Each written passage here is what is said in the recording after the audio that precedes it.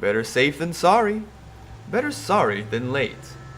Better late than never. Welcome to UNC Charlotte Community Radio.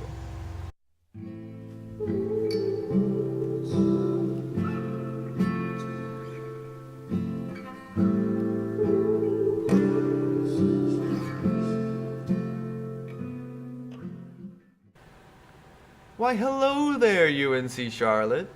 Hello, dear listeners. Hello, all you scrumptious little human beings, or otherwise, out there in Radioland. My name is, well, decidedly not Anthony Price. I'm filling in for him a bit today. Something evil has befallen him. But don't worry, ladies and gentlemen, and assorted non-conforming or binary folks. I'm here to take care of you. First tonight, that pesky news about so-called disappearances on campus. Allow me to be the first to say that any reports of students disappearing is ridiculous. It's fake news. You hear me, news? You're fake. Do you hear me? You can trust me.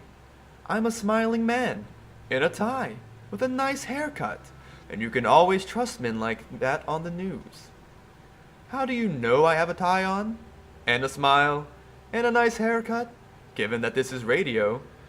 Well, silly, I just told you. And as we've established, you can trust me. Anyway, as I said, nobody is disappearing. We know exactly where each and every student is, at all times. We know where the disappeared students are, especially the one behind you. Trying to step softly so as to not give away the game. Trying to keep her breathing level despite how loudly your pulse is beating in her head, how much it makes her want to smile. So, to be clear, nobody has disappeared. They've just taken a break and come to see things a little differently. Further news tonight, for some reason, in spite of the inspiring and well-acted advertisement for Starfall Community College, there has not been a mass migration of student transfers. This is disappointing. That's not the kind of thing that makes me smile. At all. We'll fix that, though. We'll fix you. We'll make it all better. Those of you who have put in transfers will just have to have a marketing meeting tonight. I'll be sure to meet all of you by the Student Activity Center at 8:30 p.m. We'll all put our heads together and come up with something to change their minds. It's almost time for me to go, listeners, but don't worry, I'll be seeing you. I'll be seeing you long before you see me. Toodaloo.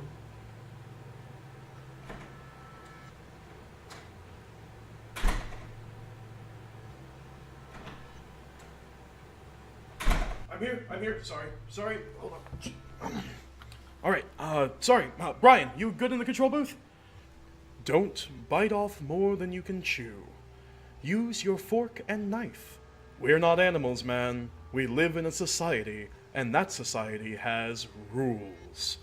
Welcome to UNC Charlotte Community Radio. Where's the theme music, Brian?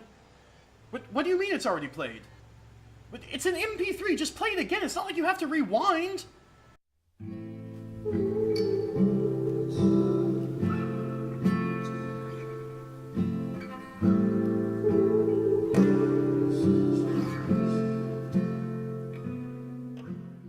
Good evening. I must start the show by apologizing for the terribly unprofessional way in which we've been late to broadcast tonight.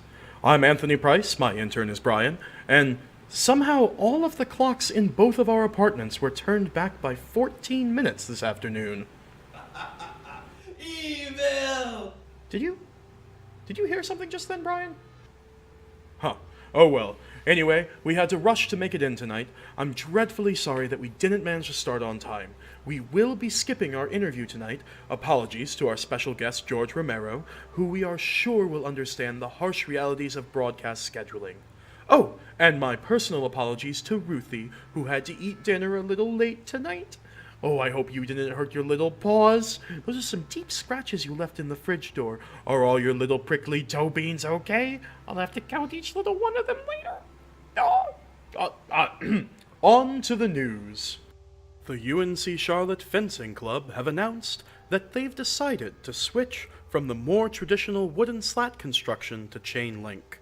They recognize that wrought iron tends to be more distinguished, but chain link is the far more economical choice, and can have all of the privacy of a slat fence with the simple addition of tarpaulin. Normally, I wouldn't do process announcements like this, but it's the fencing club. They have swords. Best to just go along with it. In similar news, the chess club, plays chess. Won a game? Something. Probably. We were going to reach out to their president for comment, but we took a nap instead. More on this story, if I can be bothered to care about it? We did follow up with parking services, and we think we found out how their numbers got so high. You may remember this morning, listeners, when they made the seemingly outrageous claim of having quadrupled the available parking spaces on campus. It turns out that this has been achieved in part by designating the area above a parking space to be a second parking space, thus doubling nearly all of the street side and lot parking. They have further invested in a pioneering new program to make all of the parking spaces near the Union and the Cone Center vertical as opposed to horizontal. Since parking spaces are, by their nature, two-dimensional objects, an infinite number of them may be stacked side by side in the horizontal span of a single traditional space. This apparently factored in to the school's decision to destroy Lot 19 by the Student Union and spend $66 million building a new health and wellness center, in spite of already having 2 gyms as well as a student health center less than 6 years old. I'm not kidding. This isn't satire. This part is a real thing that's happening. Look it up. So, it's a good thing it's practical to stack infinite, vertically aligned, two-dimensional parking spaces along roadsides, or that might be the kind of thing that wouldn't make any sense. And, finally, well, this is less news and more an observation, in spite of everything being fine, and there being no problems to speak of, as in there are explicitly none we can speak of, it seems like things might be getting bad out there. A few different voices on campus, the keyboard warriors, the alternate historians, the dwellers in studio, and the feral children, who shall honk in glory everlasting most notably, have started rumbling about how best to solve the not crisis that we are having. We spoke to Blazer today, and he mentioned that he would be circulating supplies to each of those groups tonight, assuming he had enough spare manpower to cover the ground. He'll be meeting any prospective caravaneers tonight at 8:30 on the Belk Plaza. Maybe it would be in any human's best interest to show up. That's it for us tonight here at the UNC Charlotte Community Radio Broadcast. I've been Anthony Price, and it's been my pleasure to wish you a good night. I know it's getting scary out there, but we'll be here for you through all of it. Right here.